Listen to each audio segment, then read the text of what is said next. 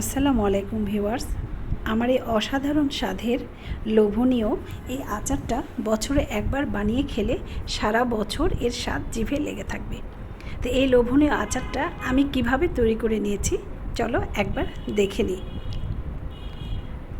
তো প্রথমে আমি আমগুলোকে পরিষ্কার করে ধুয়ে 4 ভাগ করে কেটে নিয়েছিলাম। তারপরে প্রত্যেকটা ভাগে আমি চাকু দিয়ে কেচে নিয়েছি যেন লবণ ঝালটা ভালোভাবে ঢুকে যায়।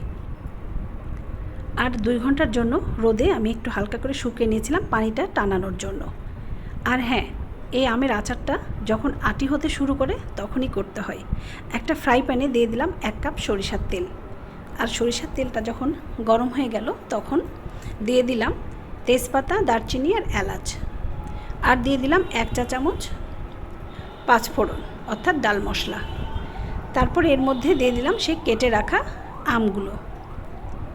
এই আমগুলোকে ভালোভাবে নাড়াচাড়া করে নিয়ে আমি দিয়ে দিলাম পরিমাণ মতো স্বাদ মতো লবণ, 1 চা চামচ হলুদের গুঁড়া, 1 চা চামচ মরিচের গুঁড়া, 1 চা চামচ ধনিয়া গুঁড়া, আর দিয়ে দিলাম 1 চা চামচ আদা রসুন বাটা।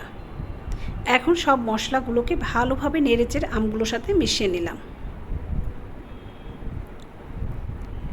ভালোভাবে মেশানো হয়ে গেলে দিয়ে দিলাম 2 চা চামচ সর্ষে বাটা। তবে হ্যাঁ, অবশ্যই সর্ষে বাটা সিরকা দিয়ে বেটে নিতে হবে, পানি দিয়ে না। পানি দিয়ে বাটলে পারে আচারটা নষ্ট হয়ে যাওয়ার সম্ভাবনা থাকবে। এখন ভালোভাবে সব মশলা মিশিয়ে নাড়াচাড়া করে নিয়ে এর মধ্যে দিয়ে দিব আমি 3 কাপ পরিমাণ গুড়। চিনি দিলেও হবে, আমি গুড় দিয়ে করেছিলাম। এখন গুড়টা গলতে থাকবে আর এই সেরা দিয়েই আমগুলো সিদ্ধ হয়ে যাবে। আর মাঝে মাঝে একটু করে নাড়াচাড়া করে দিতে হবে যেন আমগুলো প্যানের মধ্যে লেগে না যায়।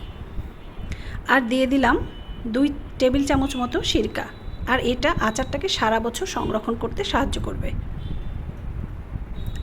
আমগুলোর মধ্যে থেকে একটা পিস নিয়ে আমি উঠিয়ে দেখব যে এটা ঠিকমতো সিদ্ধ হয়েছে কিনা। হ্যাঁ, আমার আচারটা একদম সিদ্ধ হয়ে গিয়েছে। আমি এখন আচারটা নাড়াচাড়া করে এর মধ্যে দিয়ে দিব ভেজে তেলে রাখা এবং গুঁড়ো করে রাখা 5 ফোড়ন মশলা 2 চা চামচ মতো মিশিয়ে দিলাম। এখন এটাকে ভালোভাবে আরেকটু নাড়াচাড়া করে আমি নামিয়ে নিব। আর শিরাটা ঠিক এই রকমই রাখবো, কারণ আচারটা যখন ঠান্ডা হয়ে যাবে তখন আরও একটু শিরাটা টানিয়ে যাবে।